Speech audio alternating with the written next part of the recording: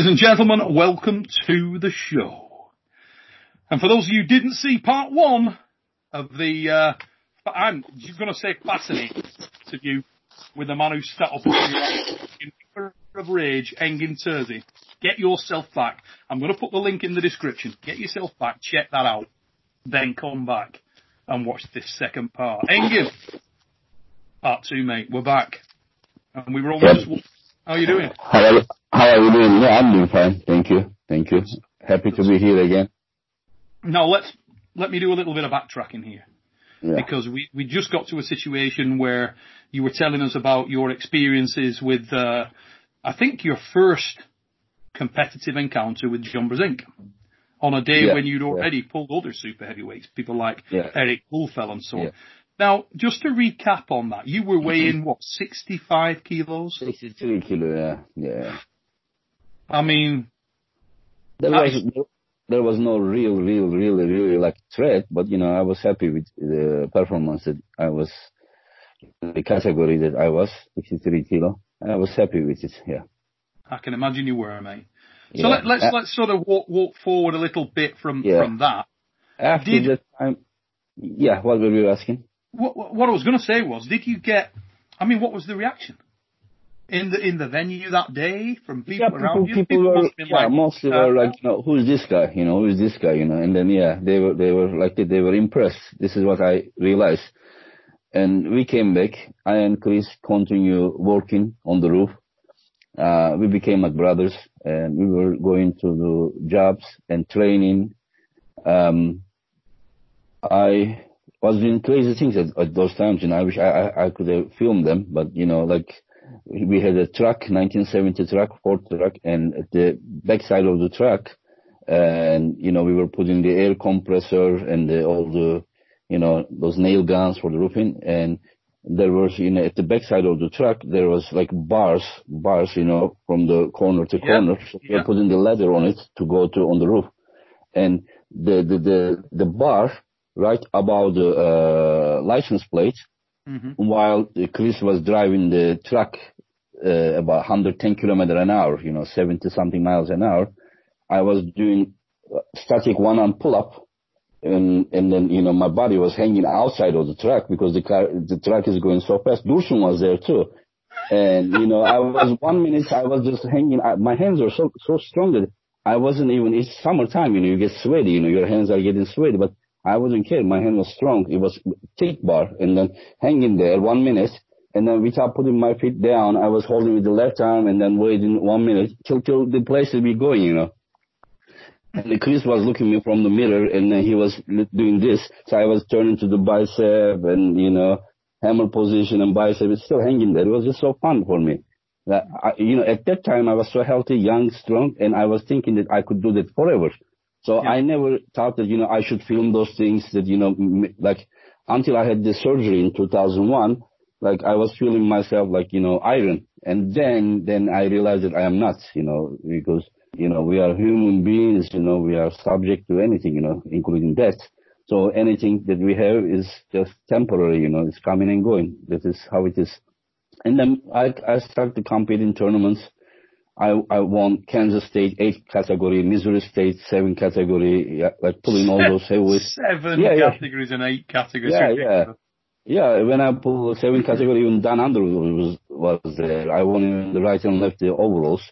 And I was a strong guy, it was so fun, that you're sitting there, 63 kilo guy, tiny guy, and all those, some heavyweights are coming.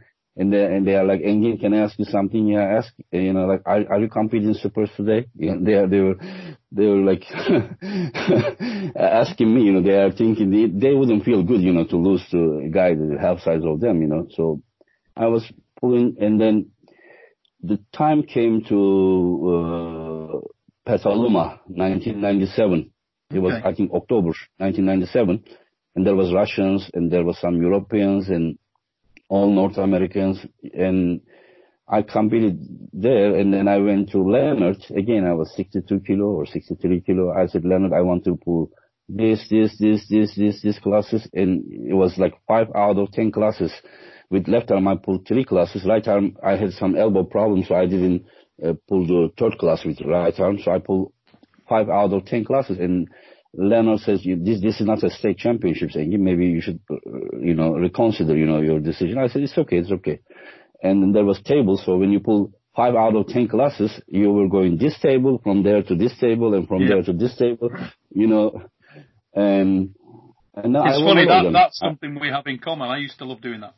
So if I could go I would pull, if I could make 75, which sometimes I could, I'd pull 75, 80, 85. Most of the time, my weight, 80 was the weight at that time. So I'd go 80, 85, 90, 100 and pull up because it was just fun. And also, you probably like me, you felt when you went up weight classes, it's like you can't lose. Even if you lose, it doesn't matter because it's a bigger guy. Yeah. But still, for me, I didn't like to lose. I kind of knew, what I could win, what I could not. So I was making the right decisions, where to pull was it 8 classes. Yeah. No, I mean, not for money. It is because of money cannot buy the things that, I have done. It is just, I don't know how to say. Money is the secondary thing. Important is to make your dreams come true. That is for me what it matters. I can't buy them with money. And so I wonder. About getting hurt? I got hurt all the time. But I don't know. I think that on those days my joints were extra strong. I'm just thinking it's maybe the extra, maybe enough of the vitamin D that I was getting on the roof or something. I don't know. I don't know. My joints were so strong. I was very strong at that time. I could hold 20-kilo dumbbell with left arm, and with right arm I could do one-arm pull-ups at the same time. I was very powerful. For me, it was just so easy. I could pull 1 hour on the table and then just at the table and then go do pull-ups. It was so easy. Now, very hard. Now, even if I wanted to do pull-up now, without any weight, with 2 hands, I need to first warm up with the cable, the rowing position. I do as well. Yeah. I can't. I would get hurt. Yeah. It's like in the past, I was walking on the street. If I see a tree, you understand, and then a part like this, I was just jumping and doing pull-up. Now, if I do such thing, I would get hurt for the next 3 months. I really need good warm up. It's very hard. I look bigger on muscle, but arm wrestling is not about the muscle. It's about the joints. I was so skinny, but so strong. I want my joints back. I can give all the muscles away. It doesn't mean anything if you don't have healthy, strong joints, tendons. Like you say, it's everything, mate. It's everything. It really is. Yes. I mean, you look at guys now, or you look at even guys historically. If you take one from the past, it will be someone like Gennady Fadzhinov or Kevin Bongard. These guys never look. Now. They look nothing. Look at me, Mindaugas. He doesn't look nothing. He is rock strong. Yeah. And he's one of my favorite arm wrestlers. Yeah, he's really good. Great. And he will get better. It's only beginning for him, And then we were 2 months after the Petaluma, and there was one rich guy from Mexico, Reynaldo, his name. He brought a team to Petaluma. So he invited me, Jason Whale, and John Lentz, Scott Sbrowski, Mike McMillan, and as a referee, he invited Jack Arias. And he brought us to Mexico, and he wanted us to, represent his team. So this is how I met him. So what happened later, 6 months later, it was about probably April, and at that time still the weather was cold. We were not doing so good roofing job, and I kind of didn't have so much money with me. So my father called me, and he said, Engin, in Turkey, the government finally decided to found the federation, arm wrestling. So we were becoming an official sport, not organization anymore, but the federation. And he said that the first national championships will be in our city, Yalova, here, the small city. And he said, there is a European championship in Lithuania. And if you come here and win and then go to Lithuania and come back, you will make about the government is going to give you award for about $10,000. And I was like, yeah, okay, it's good, but I said, I don't have any money to those times, traveling was more expensive than this times. I'm talking about 1998. And he said, I don't have money either, so I said, it's too bad, so we do, I will compete whenever I can come there. And so what happened that not even 1 hour later, and Reynaldo called me from Mexico, and Chris knows this, and he said that, Engin, would you come to, the Reynaldo is a very rich guy. He's doing the shoe business. He had like big stores in Monterrey. He's like a million dollar man, and he likes arm wrestling. He doesn't need any money, but he said, you're gonna come to, here. I'm gonna buy your ticket, but you are not, because I was skinny guy, we're gonna put a shirt on you that you will look even skinnier. And then, but you cannot talk. You have like talking problem, and your name is Baco. You are from Mexico, and you're gonna come whenever I say una, dos, tres. You're gonna beat the guys, and then we will bet, and then you will take the half of the money. I said okay, and then he said that we will go down to Leon, and then there also I have business there. I will also prepare professional matches for you. And I said, yeah, it's good, but if you buy my ticket from St. Louis to Monterrey, from then Monterrey to Istanbul, and then a month later from Istanbul to back to St. Louis, then I'm in. He said, yeah, okay. And then so I went there, and then we met. So there was a garage. Guys came with the suitcase, money in it. A big guy. Yeah, I hold him. He's twice on me. He said, una, dos, tres, boom. Una, dos, tres, boom, So I made so much money from there. Then we went, Then we went with the car to Leon, to where he was gonna do a international shoe something, I don't know, whatever. And there he found like 10 guys, big bodybuilders, and then he found one guy that he was like maybe 220. We put the elbows, it was like this on the, so they put books under my elbow so that we could just catch the same. So I beat all of those guys too, and I beat them. And then at the end, there was so much money. And because this guy really doesn't need money, he said that, I get enough, fun from all this. And then he gave all the money to me. So I get in the plane, we were back to Monterrey, came to Istanbul, competed the nationals, first official nationals. I won there. Then go to European Championships. I won there right and left too. I come back, and then government gave me about like $10,000. So about like 1.5 months, I came back to St. Louis with like so much money, so much fun, so much adventure and titles. It was just a good story for me. And so after that, it was 1998.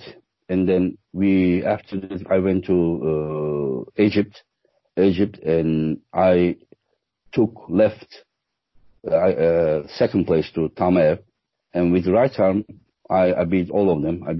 In the final, there was a guy, Valery Gusov from Russia. Later, he beat also Ruslan Babayev, the Europeans in Istanbul. And I was really strong at the time. Yeah, Niazi, because I was so angry guy. Whenever I thought it was pin in the final. They put the strap, and Niazi was like, Engin, don't pin, just pause before that. I'm gonna take a picture. And then he said, ready, go. I hold the guy. His final against the Russian. He's also world champion. And then I let it go to like almost like 1 centimeter to the pin pad. And I was like, did you take picture? And from there, boom. It was like probably like I was, probably the pound for pound, the best time of my life. I was that year. And that was 99. 98.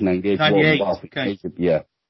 What happened there, I was planning to pull to 65 kilo following year, because my plan was to pull and win from 55, 60, 65, 70, 75, 80, and 85. So actually I did up to 75. I won 5 different categories. Yep. After I get injured and had surgery, my dreams were more limited. So what happened? I was planning to pull 65 kilo following year, but in 65 kilo there was Taimuras Chakilo. Maybe you remember him. Just a bit. He's like, 8 times, 9 times world champion. Yeah, he was already 97 and 98 world champion. In fact, he won 97, 98. One of the best pullers in the class ever. He was Hook guy. Shaquille. He was incredible inside. Yeah. And I asked him, you know, I just wanted to check, you know, how he is, because next year I'm gonna pull his class, and he looked at me because he's all like world champion and this and that. So he was like, you know, he was watching something, another final. He turned to me. He's like, wait 1 minute, you know, he was just like a little man, because I'm one class below him. I was okay. And then I pulled him aside, and he was like, okay, go ahead. And I was beating him, and then again beating him. And then he wanted ready go. And then with ready go again beat him. So he knew that I was coming next year. Mm-hmm. So we went to Hungary, the Europeans. I won with left arm there, and Europeans. Again, I was 65 kilo and pulling the 70 kilo, but I still won, you know, 1 kilo. I believe that, Neil, I would have like 4 or 5 more world titles, you know, if there was a weight category in left arm in 55, 65, 75 as well. I agree. Yeah, because I had to pull 1 class above, you know, but still doing either final or the winning, you understand? Mm-hmm. And also, I will tell you that, you know, I missed many European and World Championships. Like, I started to compete the Worlds in 93, but first time I competed Europeans was 98. All those were my best. I remember you weren't in Guwahati in India. I remember. I wasn't. No, you didn't go, because I remember when we were travelling out, I was with Niazi on the bus. Yeah. When we travel out, and I said, "Oh, where's Engin?" And he said, "Oh, yeah, he can't make it." I can tell you that at minimum 16 or 17 European and World Championships I have missed, and mostly was my prime times that I was either winning or taking second. Yeah, I know that's true. I would have more than 20 world titles. I would have for sure. This is what I believe. Anyway, so finally I won the left, and then I pulled the Shakilov. Everyone was waiting for that match. Yeah, and there I also beat him.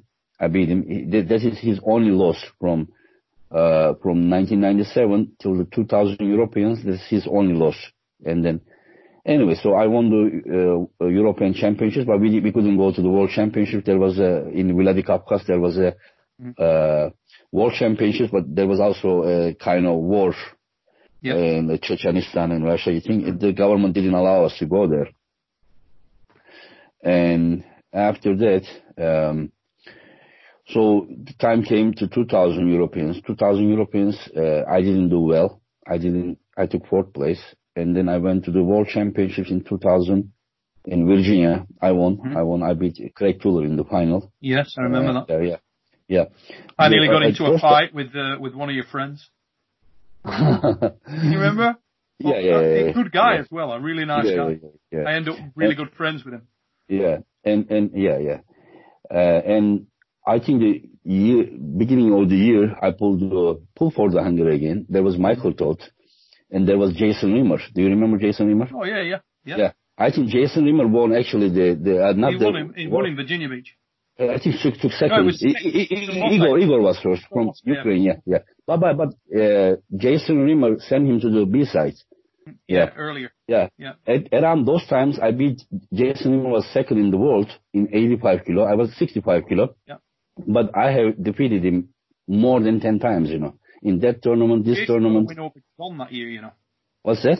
Jason had a win over John Brzenk that year as well. Yeah. But I beat him. I beat him in Full for the Hungary. I beat him in the South Dakota tournament. There. More than 10 times I beat him, right and left, you know. And I remember the same year also he beat Michael Todt in the Petaluma. But the thing is, I was 68 kilo. At that time, and I pulled Michael. I won with left arm. I beat Michael. I beat Jason Rimmer. I beat the Aaron Langell, and all of them. All those guys, I beat them. But I was 68 kilo, and with right arm, I beat. Did you ever pull Cobra at that point? That year? I remember. But after. Yeah. Cobra even took John Buzing's wrist. Yeah. Cobra was kind of also heavier than me, near 2 classes. 80 kilos. He was around 80. I pulled with Cobra a lot at that time. We would meet regularly. But he was really strong at that time. Yeah. He won the Harley pull, but it was after this Michael Todt match, and then I beat Jason Rimmer. I think that if Jason and Michael would meet, I think Jason would beat him. But Jason met me, so I beat him, and then I and Michael met, and then Michael jumped inside, and I beat him quick, and And then they gave him a foul, and then second start, he did a dead wrist, and then I was like this, long match, very long match. I think he won on fouls, and then after even that long match, I went to B-side and still beat Jason Rimmer. Again in the final, we had a long match. Again, I took Michael's wrist with a dead wrist, maybe a minute. I don't remember how long it was, but long match, he won. Yeah, Michael's one of those dudes you can take his wrist. Yeah, and you think, oh, I got you, and after the match, I said let's pull, and I went to inside, and inside I beat him. I was like I should go inside with him, Yeah, but whenever you take his wrist, and then whenever he puts his shoulder, it's just kind of really hard. Yeah. Anyway, so the 2000 Harley pull. Yeah, Cobra won. Cobra won first place. I took second place. With left arm I won, and in the overalls. I beat, they did 2 overalls, under 85 kilo. That's right, yeah. 85 kilo. So they made 65, 75, 85, one category in overall, and then the 85 and over is another category. So bottom, Cobra took first, I took second, and then Kevin Bongard took third, and Michael Selaris took fourth place. Cobra beat me twice. And I beat Bongard twice. Yep. I beat Bongard, send him to B-side, and then Cobra beat me, and I beat again Bongard, and then I took second. And then in the overall, Cobra also took John's wrist. Yes. They sleep, and somehow I think they gave win to John. But it was like Cobra had the hand, but I think his arm was a little bit down. It was his. Same year, he won the World Championship in Virginia. Also, year before, he went to Vladikavkaz Wars in Russia. Yeah, he was there. He was mega in Vladikavkaz. Yeah, he beat Shamil. He beat Mundishvili, Alex Mundishvili, and Padzino. He beat all of them. And Shamil Karasayev was a beast. Yes. But did you know that also in the overalls, the Vaktan Yavahadze? Yeah, he beat his ass too. Yeah, he didn't beat him, but he had him in the strap. And then he ended up losing that match. It was a long pull. Yeah. He actually the super heavyweight guy who also beat Alan Karaev, and then Cobra really hang him here, and then like 20, 30 seconds with the near 200 kilo guy all over on his arm, and then Cobra is a legend. There is no doubt. I have win against him when we were in exact same weight, but usually he was heavier than me in his prime and my prime. In Ultimate Arm Wrestling Vegas. Where the hell was that? I was at that when you beat him that day. But he was usually, in his prime, he was heavier. Yes. 75, 80. My prime, 65, 70. Yeah. Oh, mate, I had some fun with Cobra when we went to India, right? Get this. He was not in good shape, yeah. Oh, my God. We're in India, and we're going to the venue in a taxi, right? And in India, the cow is like a sacred animal. Yeah. Traveling, there's me, Cobra, and my sister, and we're traveling to the venue. It's a football stadium. We're traveling to the venue. My sister's in the front, me and Cobra in the back, and the taxi driver, Cobra says to this dude, "Hey man, we're running a bit late, so can you step on it?" So the guy starts going quick. Anyway, we come around this corner, it's this dusty road, come around this corner, and the guy starts to plough on a little bit fast, he loses it, and a cow ran out from a side street directly in front of our car. And I thought, holy shit, we're going to hit this cow. And the taxi driver won't hit the cow, so he swerves onto the sidewalk area next to some shops and hit this guy. Oh, just not to hit the cow, huh? He avoids the cow, but he hit this guy. Bam! Bang! Hits the guy. Guy comes up there, and it was like a 1960s car. It was like this old, but it was brand new. Car was like brand new condition. And you could just see Cobra's like, holy shit. We hit this guy. He comes bouncing up the windshield, over the top of the roof, down the boot, bump onto the floor. And me and Cobra are like, oh my. The taxi driver gets out of the car and starts berating this guy for being in his way. He's like, you fucking get out of the way, really giving it to this guy. And the guy's like limping away. He gets back at me, Cobra like, what the fuck? We couldn't believe it. Couldn't believe it. Anyway, Different it's just world, a different world entirely. But anyway, we're off topic. We're off topic. Yeah. But so it sounds like during that period of time, there isn't anybody really, or is there anybody that you didn't pull in and around your weight class who you would have liked to? Was there any credible threat at your weight anywhere? I mean, not before my surgery. After my surgery, 2001, my right arm was never the same again. You know, I have won matches, but it wasn't as good as it was. Like because I made a mistake after I will come there to the point, the 2001 W.A.F. And after the surgery, doctor told me to not to push it and have some physiotherapy. What I did was just after like 20 days, take everything off and I started arm wrestle. And then my arm stayed like this. I couldn't open. Every morning I was getting up, it was just like this. I couldn't straighten. I couldn't move it for like months. So I made a huge mistake to rushing. You know, I was just thinking that, you know, you are like rock, you know, nothing can happen to you.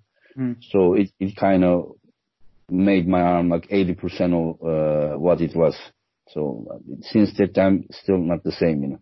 People think that my left arm was better arm because after I get injured and then had surgery, left one more.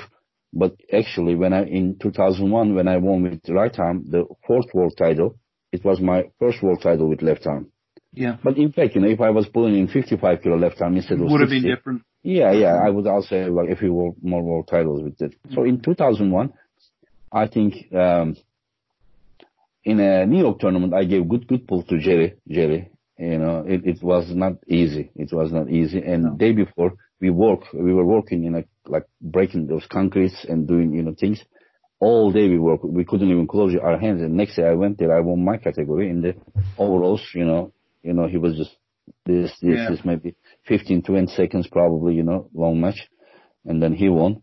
And then we went to, I went to, Hartlepool 2001. It was probably the biggest tournament I have ever seen in North America. 2001 Harley, everyone was there. Do you remember Dan Victor? There was 110 world champion left arm. Yeah. Travis Pageant, Barboza, Eric Wolfe, Bongard, John, like Bill Danny Simmons. Dupree, Cobra. Yeah, Crazy George. I think Danny wasn't there, but Cobra was there. In my category, Craig Tuller was there, RJ was there, Olin Lucas, Tamer Totras, Bill Bellinger, Mike O'Hare, and Dave Patton, like many, Rick Soliwada, all of the best guys. All the elite guys. Yeah. And also the Russian world champion, Tamer Totras was there. And it was 70 kilo right arm and 75 kilo left arm. Because there was 75, 90 and over, I think, for the left arm. Yeah, I pulled 75 and I won there with left arm. And the right arm, like Patton was there, so I wasn't sure like how he is. And Cobra came to me and said, you know, you're gonna beat him, you know, just don't be like, you know, oh, you are great there, Patton, don't be intimidated, you know. Yeah, I beat him. I beat all of those guys. I would have loved to see yourself and Dave in the mid-90s. That would have been you then versus Dave, because I know to be fair to Dave, at that time he'd lost a lot of his flair. I was 55 kilo then. Yeah, but what I mean is, I would have liked to see the you from 2001. Oh, yeah. But, you know, even 95, 94. But you know, 2001, even in 2001 W.A.F, I was very ill, you know. I got cold, you know, I was hospitalized. When was it the year that you were saying you were at strongest? Was it 99? I think 98, but pound for pound, I was very, very strong. Because all the Turkish team, they were medalists or world champion. I was head to head with them. I was very close. You remember, I mean, I told you that, you know, the world champion Russian, I hold him, I let him go to the pin pad. He was all over on my arm. That was in 98. 98 age, yeah, pound for pound, I think I was the strongest. I was doing pull up with one hand on the fingertips like this, like right fingertips like this, and I was doing one arm pull up. My hand was so strong then. You think you could have beaten yourself if you'd sort of taken yourself, because I know I have a time when I think, that time was my peak. What's your weight now? What's your weight now? Right now I weigh like 104, 105. So you are 104. Just say that. just say that your shape, when you won the world championship, was minimum 20 kilo lighter. Who would win? Yeah, easily. Oh my God. This is what I'm saying, that, you know, if you are healthy, if you are in shape, this is what I'm saying. The weight, it doesn't really matter. Now I'm 90, 91 kilo, but so much weight, you know, if I was... But if the guy that was at the Hartlepool that year faced the guy that was in 98, would it be close or not? Yeah. Good match. Yeah. But I think still there was 10 kilo difference. Probably the Harley shape would win. Yeah. Probably. But it wouldn't be easy. Anyways, whatever. So I won there, and then in the overalls left arm, I pull Travis. I beat him left arm, and then I why did that not come out on that call the other day? What happened there? No, I told him when he made the comment that, you know, I have no. He said that he said that he has a winning record against all of us in the show against Devon Michael Tuck. I've never pulled him. Yeah, but I said no. When I said he has a winning record on everyone here, I said no. Whatever. So I beat him, and then I pulled with Dan Victor. Dan Victor was the current 110 kilo world champion from Virginia. Yeah. But since this was over 90 kilo, he looked even bigger, you know, he was probably 125 kilo. And then the same thing that happened with Eric was also, we were like, again, like finger to finger, like this. I kind of opened his hand, he did the same thing, you know, and then he pressed me this way. And then, maybe you heard or not, but at that tournament, Kevin Bongar's shape was incredible. He was incredible. I did. Yeah, and he took second place, right and left in overalls. Like there was all those guys, Travis, Dan Victor, Eric Wolfe, Barboza, everyone, but he took second place even in the overalls to John. He beat all of those guys, He beat Barboza, everyone. And we were in a hook like this. He was attacking, you know, like, because as I said last time, the elbow pads were across each other, not the angles. So we were like this, so he's 20 kilo heavier. In the hook, he couldn't move, I couldn't move, we were like this, and then my elbow came, because it's not angle, and then twice, he couldn't pin me. And also, because Kevin was so big, Kevin's angle, he used to, really, it was all about the small circle inside the big circle. He used to always drive his elbow real far forward, and because he's so tall, he used to really jam to very, very unusual hooking technique. It was like this. You know?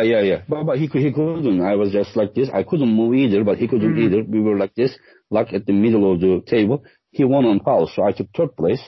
And with right arm, I lost Eric Wolfe. Also pulled Rambet. In the Rambet match, my thumb get dislocated, and we were like this. I was hitting him. He was hitting me. I was hitting him. We were about 25 seconds with Rambet, and then we final slip. My thumb was like that big, you know. So in the strap, I couldn't.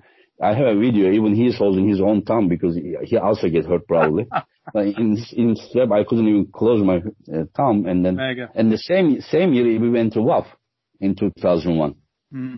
And because I already won 55, 60, 65 kilo world titles in 3 different weight classes. So the fourth weight classes was going to be 70 kilo. I was in good shape, very good shape. But 2 weeks before the competition, I caught cold and I was hospitalized. I was just like dying, literally dying. You know, I remember you talking to me about this at the competition before the start of the event. Even the competition. There was like a little ice cream outside the hotel, down the stairs, just next to the lake. There was a little ice cream shop, and we were talking there. I remember talking. I remembered very much that conversation. But this is the place that you won your first world title, you know. Yeah, I won it that year. It was like a pressure valve for me, release valve. I went there knowing. I said to Andy Barker before we left home, I said, I'll tell you what it is, Andy. if I don't win the Worlds this year, because I'd had like 7 second places, I said, if I don't win it this year, I might as well give up, because I felt mega. I felt really good. You were feeling good, huh? Really good. And you know, there's always something goes wrong. You know, there's always something goes wrong beforehand. Something happens, you get injured in training or some shit happened. Nothing happened.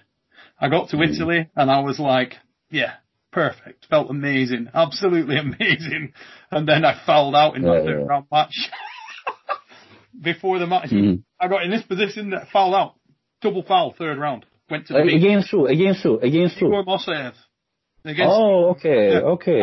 Because in the final you beat Michael twice in the final. I was wondering who sent him to the B side. You know, I was thinking Igor sent you. Mosaev. Well, send you to the B match side. hadn't stopped. I had his hands. It was like he was the most relieved guy in the world. So all the time, and he was the current world champion. Yes. But Igor would tell I was much stronger than Igor that day. Much. The first time you beat him, with ease. With ease, no problem at all. Yeah. But it was just that was a great tournament in many ways. Yes, it was a huge event.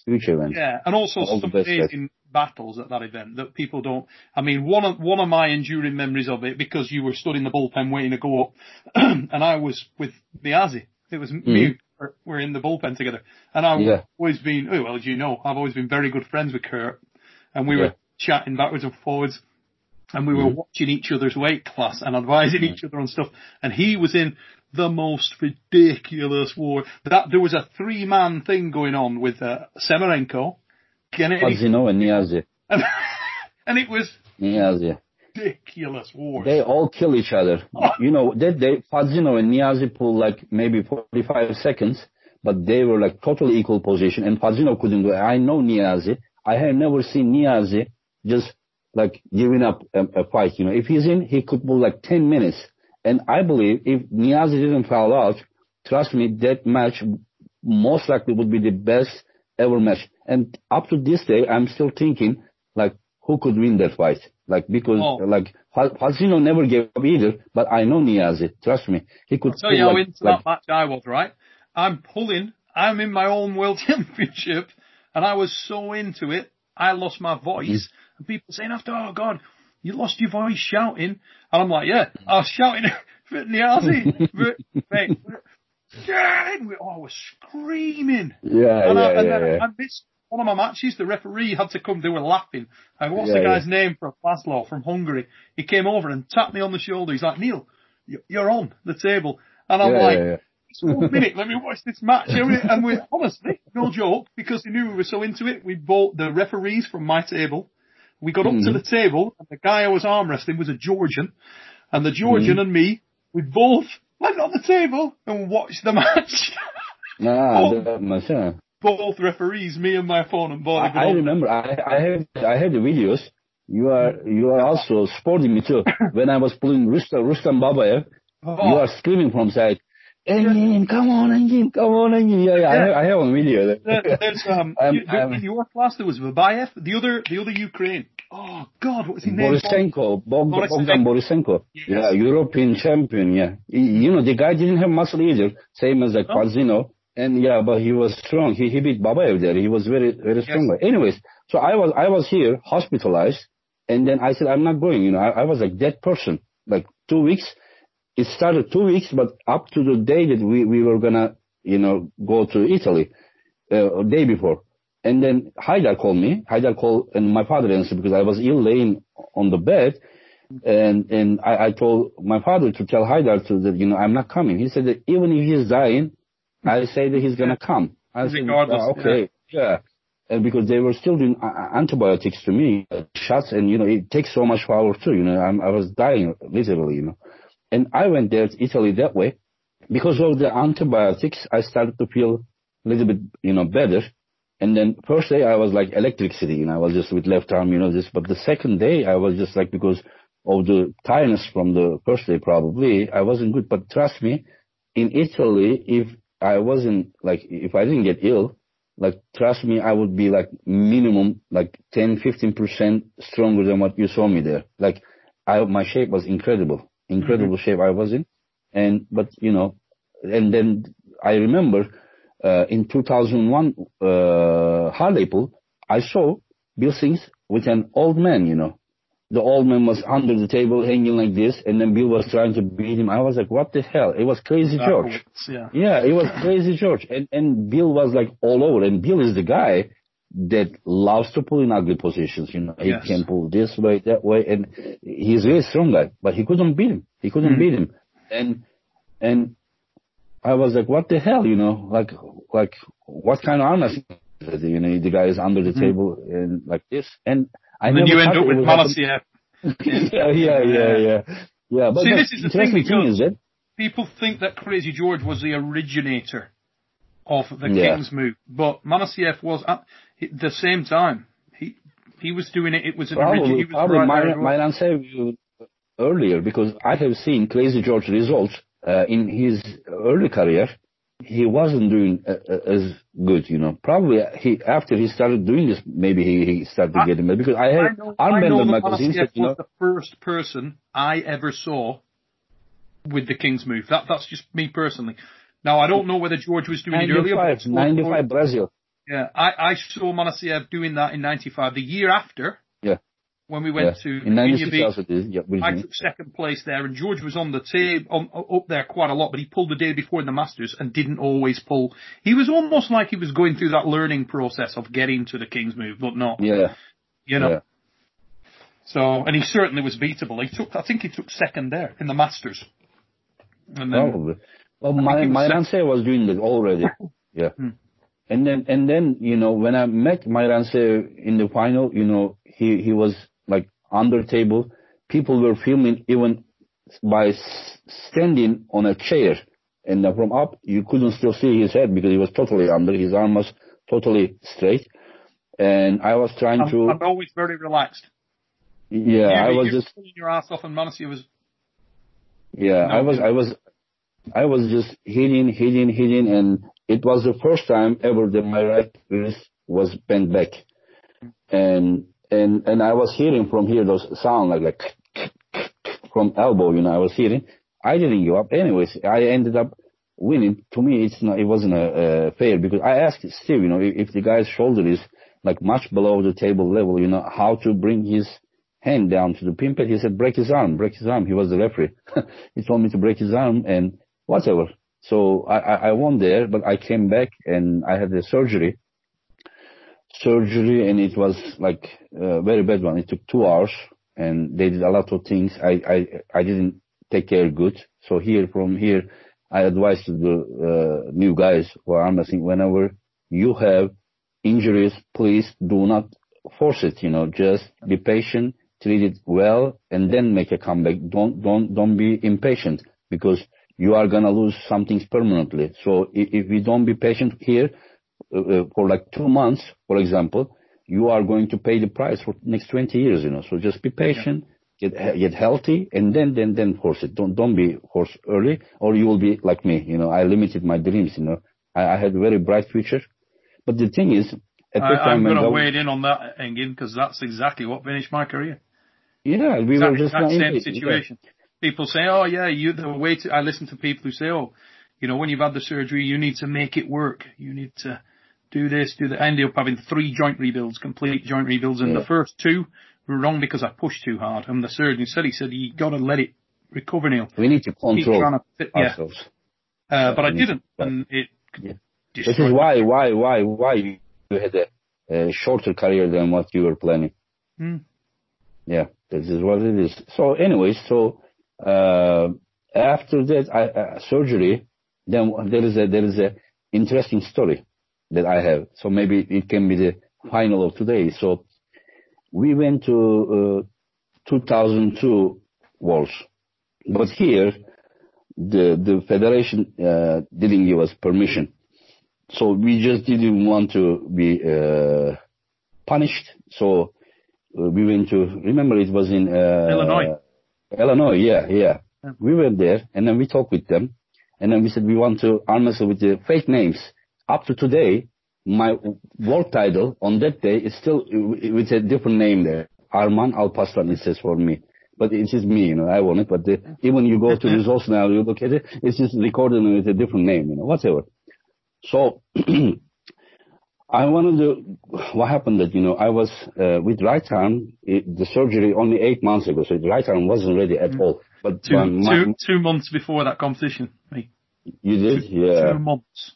Yeah. And I pushed through. Idiots. Anyway, so with 8 months, it still was like most likely 70% of the best. And I went there, I was 72 kilo because I thought they wouldn't allow us with a different name. But they said yes. So Dursun told me to lose weight to 65. Yeah, Dursun told me to lose weight to 65 kilo. So I started to lose. In 10 hours, I lost 5 kilo. Like sauna, this and that, but I was cramping all over. I was on the floor, cramped. I was telling them, there was one more friend, to just help me, to make arm, leg, straight, because it was just like so much, everywhere was cramping, knocking. And then I said, no, I'm not going to pull 65. So I started eating, I pulled 70, but I got crushed already, you understand? I already damaged myself by the 5 kilo loss. And anyway, so there was Sergei Pisarkov from Russia. Yeah. He was the toughest. I used to call him the train driver. Pisarkov used to always wear the little blue cap, you remember? The little cap. Yeah. Anyway, so with left arm, I won the competition. I beat him. His left arm was better than right arm. Yes. And I beat him, and I beat him even in the final easy. So, and he was hopeless about his right arm. But nobody knew that I had a surgery. So what I realized it because they knew my right arm, was better and his right arm is weaker. So he didn't have any hope for the right arm. So this story is an interesting story.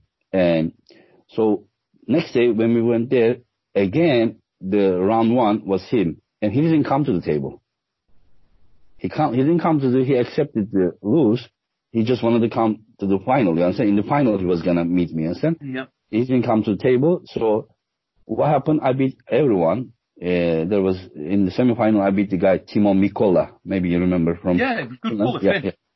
Yeah, good top roller. And he also beat the Timo. So what happened? What happened that I am Pisarkov met, and then he didn't think that I was. He didn't know that I was surgeon. So we slip in the strap. He beat me like 1 second. He beat me. And then we were going to do the final again. Maybe you remember or not, but do you remember there was a fight, Dursun and Klimenko match? You don't remember, right? You remember? Yeah, I remember really well. Yeah. Klimenko beat Dursun. Dursun got upset and something happened. Although, do you remember the story that you were telling me before the show? Yeah. The Dagestani guy with the beard, he jumped up there to the stage and the fight happened. So what happened that, all the finals stopped. Because after that match, he was going to come back again to my class, and we were going to do a rematch with Pisarkov because he didn't come to the table the first round. So he beat me in the final once. Now we are 1-1. So we were going to do the final match. So what happened? I was, because of the fight, they fined Russian team really high money, maybe $1,000 or something, more money, a lot of money. And the Russians said that Filimonov, the Russian president, said that he's not going to pay. And then, W.A.F said, Fred Roy or Willie, I don't remember, they said, if you don't pay the money, from now on, all the finalists of the Russians will be disqualified. Yeah, disqualified. Yeah. And then Filimonov said he's not going to pay. And they told me that I'm the winner. I'm the world champion. Yeah, I won the world champion. It is not my fault, nothing, But I said, no, I don't accept this. They said, you accept or not? You are world champion. I said, I'm going to tell Pisarkov, we're going to go aside. We're going to pull. If he beats me, I'm going to give him the gold medal. He said, this is your problem. You give the gold medal or not, officially you will be number one. You will be the world champion. I said, I don't want this. Like, I talked with Filimonov. I talked with Fred. I talked with Filimonov. Fred again. So I made a deal. Like, whatever the penalty they had to pay, I bring it down to 50%. So Russians paid the penalty, and the W.A.F accepted, so I pulled Pisarkov. He beat me, he took first place, I took second place, but up to today, the second place medal, the silver medal, to me, as important as any world champion medals, because if I said that it's not my fault what to do, now I would have one more world title, but this is not something I deserve. But I didn't have to, like, half an hour to talk with the guys and make them, you understand? So, but in the final, he hardly beat me. We went to strap, I took his wrist, he was just like this, hitting me.